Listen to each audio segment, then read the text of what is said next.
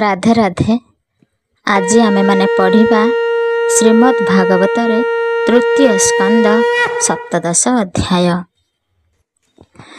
नारायणं नमस्कृत्य नरं चैव नरोत्तमं देवीं सरस्वतीं व्यासं ततो जयमुदीरयेत्। मूकं करोति वाचालं पङ्गुं लङ्घयते गिरिं यत्कृपातमहं वन्दे परमानन्दमाधवम्।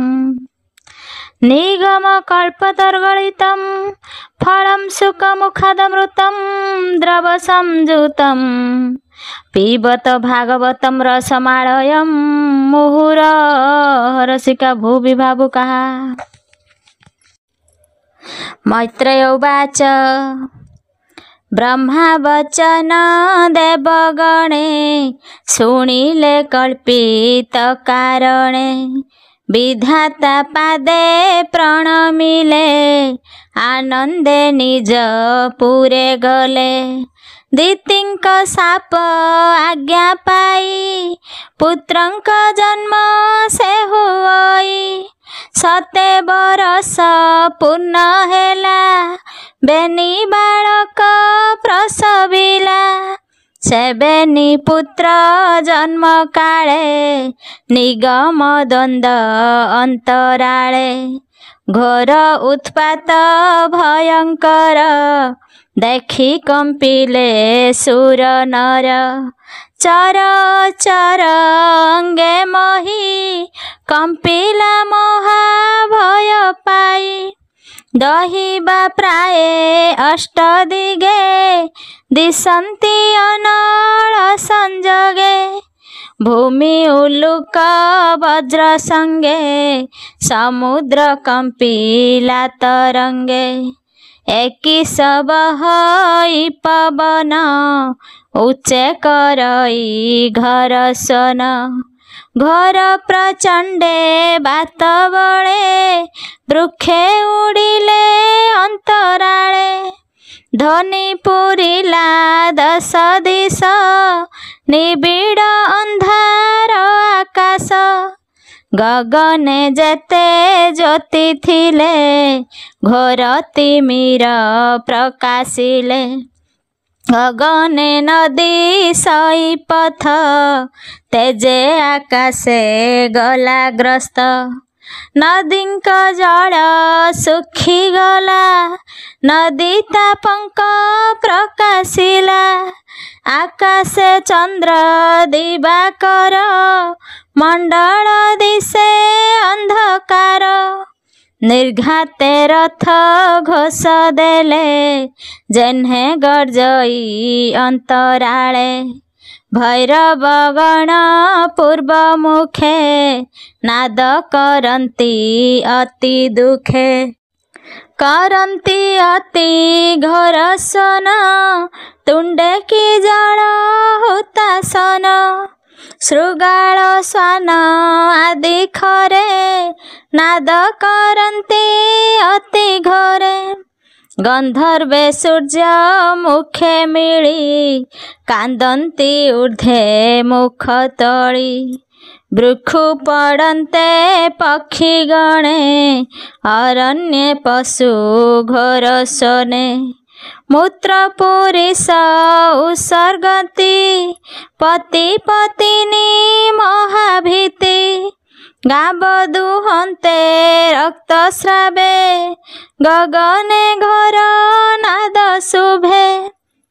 आकाशे पुरी मेघमाळे प्रत्यह वर्षन्ति गहळे। भृंगे रावन्ति शक्तियुक्ते वृक्षे पड़न्ति बिना बाते। आकाशे ग्रह गण मिली शून्य चाहन्ति तारा बली। ग्रहे करन्ति घोर ऋण प्रखर दिशे अग्निकोण। उत्पात दिशे गुरुतरे प्रजाए कंपिले निर्भरे। शौनक आदि चारि भाई देखन्ति शून्य मार्गे रही। विश्व संसार महात्रासे सृष्टि प्रलय प्राय दिशे। हेमंत कश्यप भुवने पुत्रे बढ़न्ति दिने दिने। स्वभावे कश्यप शरीर दिशई महाभयंकर। पर्वत प्राय दिने दिने बढ़िले कश्यप भुवने। शिरे किरीट हेममये उच्चे भुवने किबा क्षये। रंग बसने कटी माझे सुरंग मेखला विराजे। सर्वसुमन गदा हस्ते नित्ये आसन्ति नाना पथे। गृहे मिलन्ति घर नादे भूमिकम्पई बाजी पादे। हेमंत पुत्रंकर गति देखि कश्यप प्रजापति। नामकरण होम कला बेनी पुत्रंक नाम देला। वज्र कठिन देखि बपु ए बड़ हिरण्यकशिपु। अनुज चाहि देखि दक्ष कल्पिला नाम हिरण्याक्ष। दिनकु दिन महाबपु बढ़िला हिरण्यकशिपु। तपे ब्रह्मांकु सेवा कला स्वभावे तेज अनर्गला। गदा बुलाई महारसे बेगे धाइला से हरसे। चालन्ते ऋणु झुणु बाजे कुसुम माला गले साजे। कंधे पकाई गदाबर किय बा देबा पटान्तर। तार गमन मनपम देखि पड़ान्ति रिपुजम। निर्भये बुलन्ति जगते देवदानव भूमिगते। देवता रिपु पुरी देखि भाजिले त्रिदश उपेक्षी। आकाश मार्गे देव माने छाड़ी पशिले घोर बने। बने लुचिले तार दर्पे गरुड़ भये जेन्हे सर्पे। स्वर्गे बसिला बेगे जाई देखई स्वर्गे लोक नाही। देवता इंद्र राजा तुले स्वर्ग संपद छाड़ी गले। दक्षिण इंद्रर संपद अनेक कला घोर नाद। मुहूर्ते स्वर्ग पुरे रही पुणी मिलिला मंचे जाई। असुर विचारई मने पशिबि वरुण भुवने। मोहर प्राय पद बळे के अबा अछन्ति पाताळे। हेमंत मने विचारिला जलधि मध्यरे पशिला। स्वभावे विश्वरूप काये हस्तरी प्राय अबगाहे। जले पसन्ते महासुर कंपिला वरुणर पुर। भाविले जल जंतु माने केबा मिलिब तार रणे। हेमंत कही पळाइले गभीर जले से पशिले। हेमंत वरुण भुवने बहु बरस कप मने। भ्रमई करे गदाधरी के तारे समर उभारी। रात्रे गमन एक दिने मिलिला वरुण भुवने बुलाई करे गदा धरी घोर सबदे महाबली मु एबे तोर भुवन रे रहिली बहु संबसरे तू मते गदा युद्ध देबु न देले भुवने नथिबु एमंत शुणी ता वचन जलधिपति महाछन्न निरक्ष जन प्राय होई कहई सिरे कर देई भोबीर रही दीना केते शुणी दानव कपचिते तू युद्ध कर मर तुले नहिले नथा भुवन रे तू लोकपाल शिरोमणि तोहर महिमा मु जानी मिलिली तोहर सन्मुखे समर कर आत्मा सुखे धर्मधातांक मध्य मेरु वीर मानंक दर्प गुरु मोहर दर्प एबे हर सुखे राजुसी जाग कर एमंत तार वाक्य शुणी कोपे कहई साधु बाणी तू वीर कहू मोर हिते मु तते बुझाई के मन्ते तू महावीरंकर वीर मो बोले कोप तू न कर जे तोर तुले युद्ध करी मिलिब तते दया करी तोते मारिब शेष मरे तू शुणी संग्राम भूमि रे ए रूप बहिबु जगते तोहर प्राय दुष्ट चिते कहई विप्र जगन्नाथ तृतीय स्कंदे भागवत इति श्रीमद्भागवते महापुराणे पारमहंस्यां संहितायां 82 तृतीय स्कंदे असुर वरुणपुरे युद्धारंभ नाम सप्तदश अध्याय। अष्टादश अध्याय। मैत्रेय उवाच वरुण वाक्य शुणी कने असुर विचारई मने वरुण तुले युद्ध मोर एतनु हई पुरंदर नारद कहिछन्ति मते विष्णुर गति ए जगते सुकर रूपे जगते स्थापिब आणी अग्रदन्ते ताहार तुले तो समर नाम जाहार गदाधर तो बल दर्प से हरिब देवलोकंकु उद्धरिब एमंत मने विचारिला तक्षणे पाताळे पशिला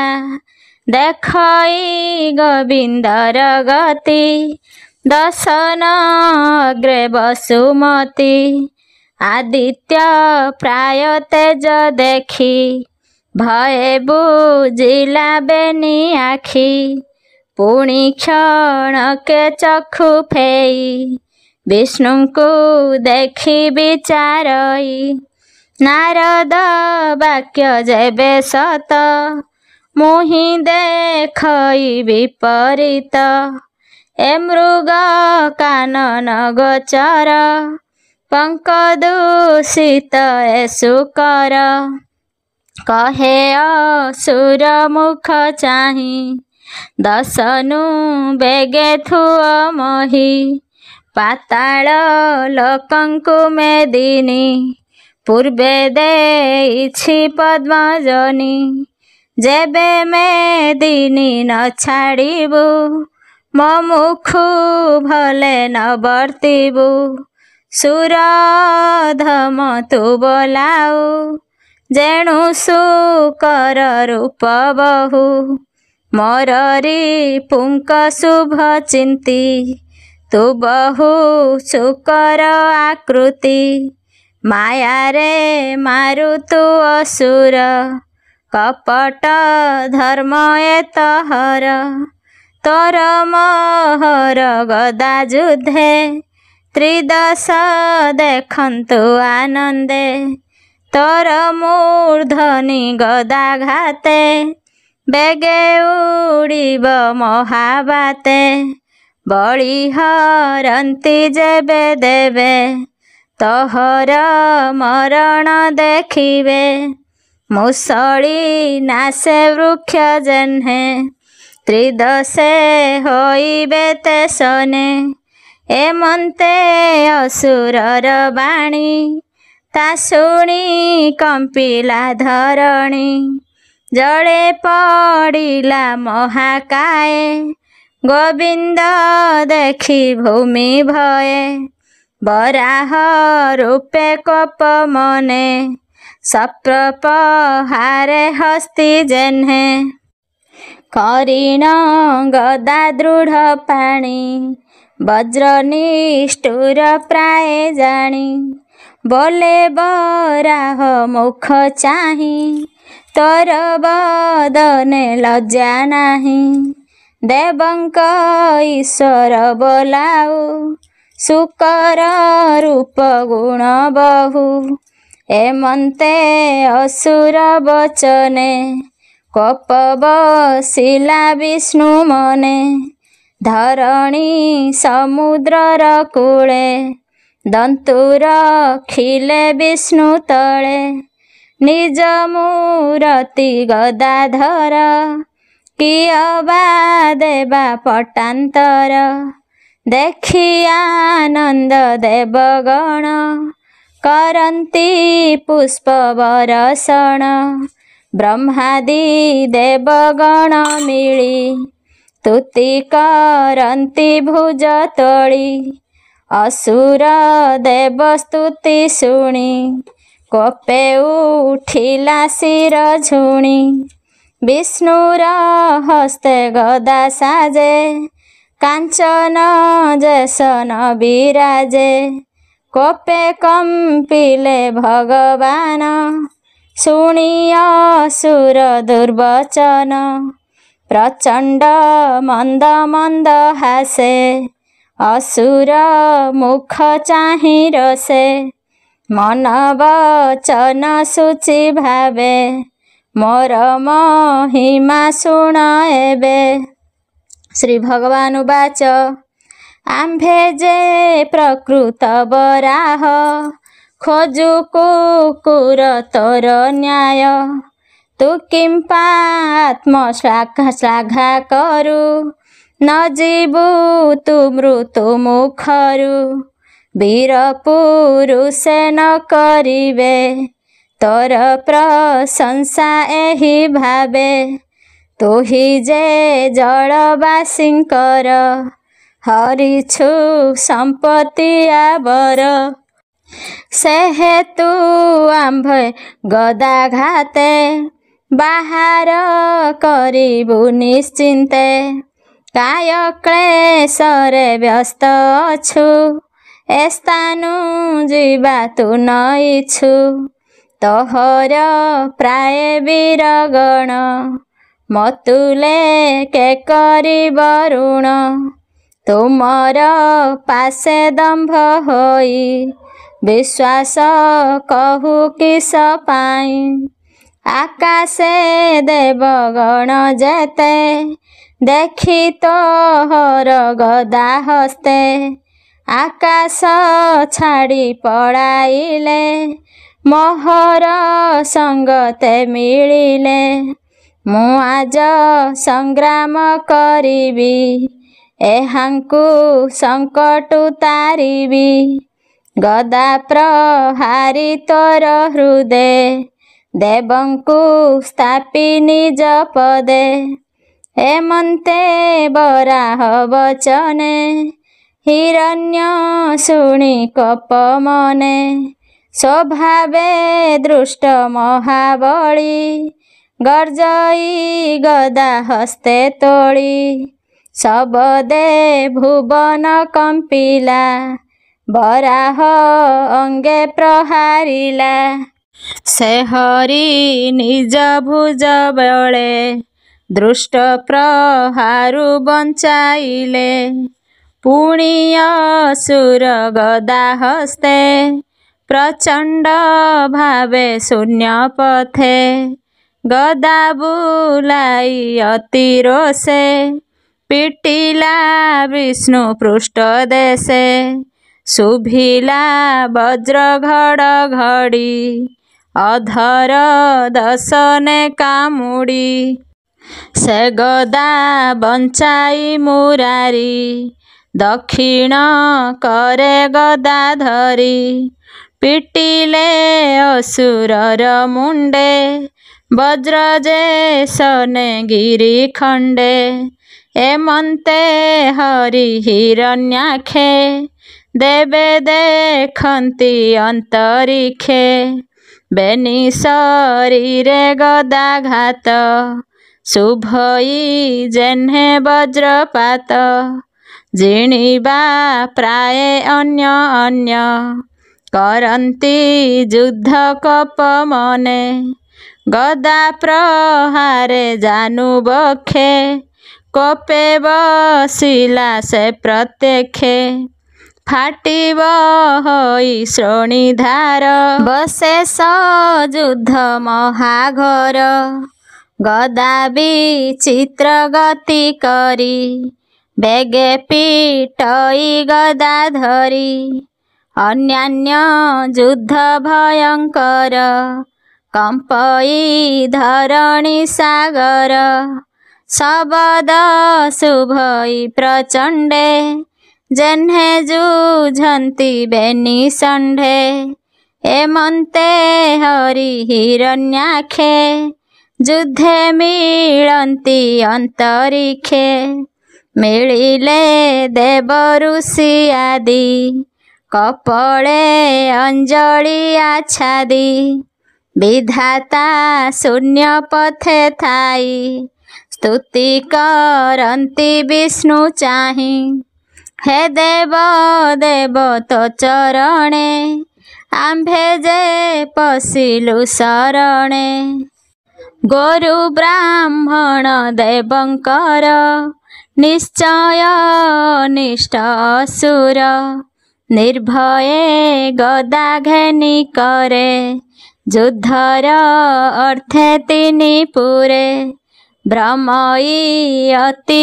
महारोषे बारण जेन्हे निरंकुशे काल क्रीडई दीति बला तिनि भुवने करे मेला आंभंकु संकटु धरी एहार प्राण बेगे हरि देख ए संध्या विभावरी ए भूमि लोक छन्न करी आसई महाघर रूपे भनाथ देख तो समीपे आंभरे क्षय दीति बला देखा तो हर विष्णु लीला मुहूर्त भिजित नाम सर्वमंगल सुख धाम ए शुभ बेले चक्रधर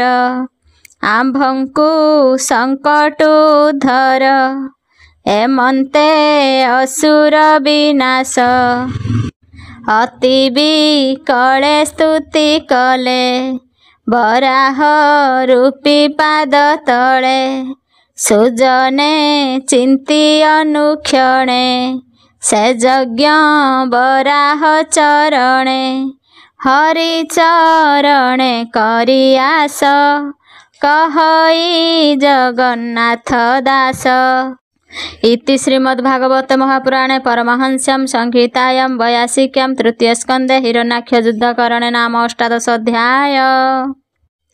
19 अध्याय।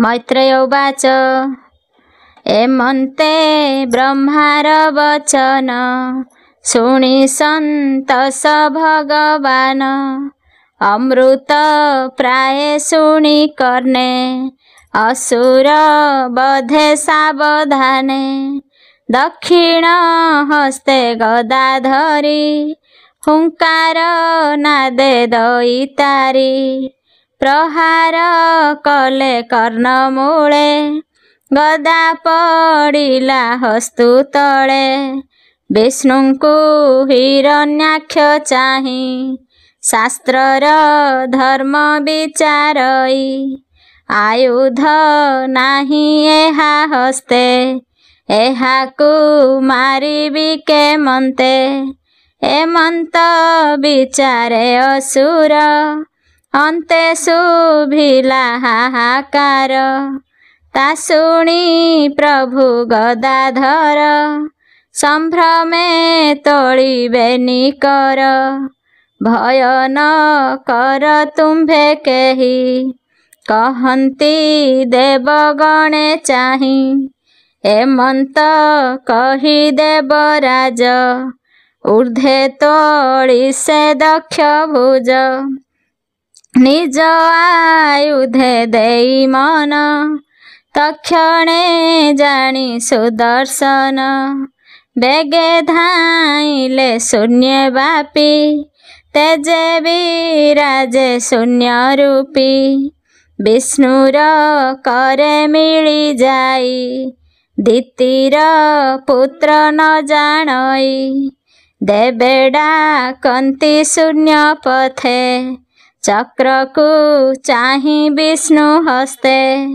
भनाथ तोर द्वारपाल ए दृष्ट तेजे अनर्गल एहार प्राण बेगे हर आम्भଙ୍କୁ संकट उद्धार देवଙ୍କ वाक्य कर्णे शुणी कपे धाइला वीरमणि समीपे देखे चक्रधर ओष्ठका मुड़े से असुर निश्वास खर तर बहे कपे कंपई तार देहे कराल दिशे तावदन नयनु प्रकाशे दहन दहिबा प्राय 10 दिशे बेगे धामई महारसे पुरिला तो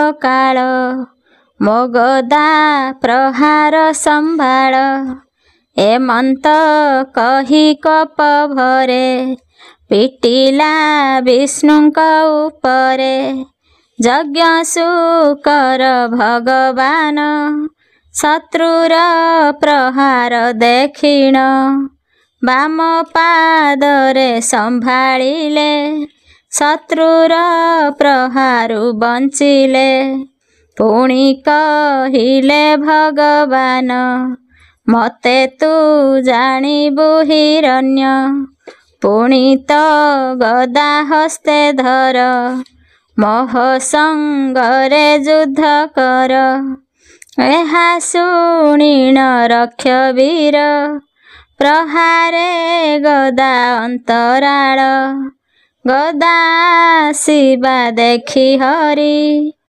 अबलीलारे ताहा धरी रखिले आपना जीवन राक्षस हेला हतमान गदा जाचन्ते भगवान न नेला राक्षस दुर्जन शूल जे नेला महारसे अल्प दहन प्राय दिशे चक्रे छेदिले त्रिशूल ताहा देखिला रक्ष वीर त्रिशूल भग्न देखि रोषे बेगे मिलिला विष्णु पासे मुष्टि उंचाई वज्र प्राय प्रहारे यज्ञ रूपी देहे मायावी दुष्ट हिरण्याक्ष शरीर गला अंतरिक्ष केही न देखे केणे गला अद्भुते शब्द शुभिला तार प्रकाशे पद्ममुख स्वभावे होइले विमुख युद्ध को पशु में सजेन्हे प्रहारे दुख नाही मने पुणी क्षण के महारसे असुर मिली वैष्णु पासे माया सर्जिला अप्रमिते श्री माया धर रग्रते से माया देखी देव जने हस्त आच्छादिले लोचने शरीर कंपे महाभये शुणिले प्रलयर प्राय प्रचंड बात बहे खरे शून्य पाषाण वृष्टि करे भस्म पूरित दश दिशे निर्झर पाषाण बरसे घोर गर्जन महामेघे रुधिर बरसन्ति वेगे पुणी पुरीक्ष मूत्र अस्ति प्राणीर संगे बरसन्ति पर्वत प्राय देह करी निश्चय जानिले आसुरी माया रे तर्प विनाशने कोप बसिला विष्णु मने सुदर सन धरी करे हरि धाइले धातिकारे स्वभावे कश्यप भुवने भय बसिला दीति मने हृदय कंपई कातरे पद न स्फुरे कंप जोरे स्वामीर वचन सुमरे तनुरु रुधिर जे झरे चक्रर तेजे माया गला विकिरण प्रकाशिला पुण्य सुर महाकोपे मिलिला विष्णुर समीपे रोषे अरुण दिशे दृष्टि ऊर्ध्वे तोलिला बेनी मुष्टि गोविंद पादे प्रहारिला सभये घोर नाद कला घोर गहन माया मार्गे विद्युत स्फुरे दश दिगे मुष्टि बाजिला वज्र प्राय देखि कंपिले देवराय कर प्रसारी कर्णमूले गोविंद प्रहारिले बळे पूर्वे जे सने सुरराय विश्वकर्मार पुत्र देहे प्रहार करी कर्णमूले प्राण हारिले तार बळे हेमंत विष्णुर प्रहारे प्राण छाड़िला कळेबरे मुष्टि प्रहारे मुंड फाटी पड़िला मही तले लोटी दांत कामुड़े अति छंदे प्राण छाड़िला घर नादे असुर मृत्यु देवे देखी मिलिले गगन उपेक्षी देखिले असुर बदन भ्रुकुटी कुटिल नयन विधातादि सुर वृंद करन्ति जय जय नाद कहन्ति धन्य ए असुर विष्णुर हस्ते गला मार हेमंते के पाई मरण माया रे कला घर ऋण धन्य ए जीवन ए हार ब्राह्मण सांपु गला पार पुणी होइब जन्म दुई हेमंत कही विष्णु चाहि ब्रह्मादि देव कर जोड़ी गोविंद चरण रे पड़ी देवाउचु नमस्ते जय यज्ञ तंतु तब तार भक्त हेतु आंभरी पाई भगवान ए दृष्ट कलु तु निधन तोर प्रसन्ने जगन्नाथ आंभे जे होइलु निश्चिंत तोर संसार पाळ एबे हेमंत कही सर्व देवे आनंदे गले निज पुर सुमने शुण हे विदुर मैत्रेय उवाच ए महाहिरण्याक्ष मारी यज्ञ वराह रूप धरी निज भुवने हरि गले उत्सवे परम मंगले ब्रह्मादि देव कले स्तुति निज भुवने लक्ष्मीपति भक्त उद्धारी महारोषे मिलिले कमलार पासे तू जहा पचारिलु मते प्रसन्ने कहिली मु तते विष्णुर लीला अवतार हिरण्याक्षर जे उद्धार सुत उवाच हेमन्ते मैत्रेयंक वाणी विदुर सावधाने शुणी